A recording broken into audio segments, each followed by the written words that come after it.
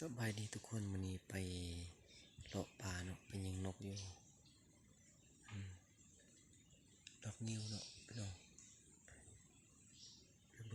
กันเนาะไป2 คนเนาะพี่น้องเนาะบรรยากาศเนาะดอกนิ้วอันนี้คือต้นดอกนิ้ว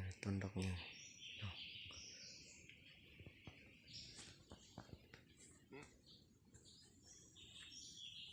เว้นแจงเนาะพี่น้อง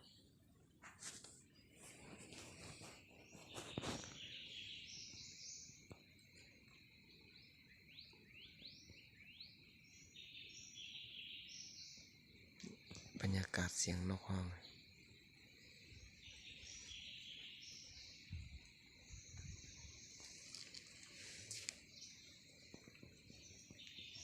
เอาถาเก็บซื้อได้แต่ถ้าเบิ่งนกมานี่จะได้ยินเสียงปืนละ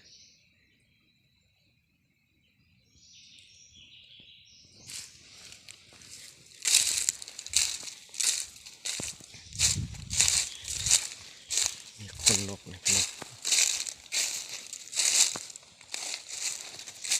ล้นคนนกนี่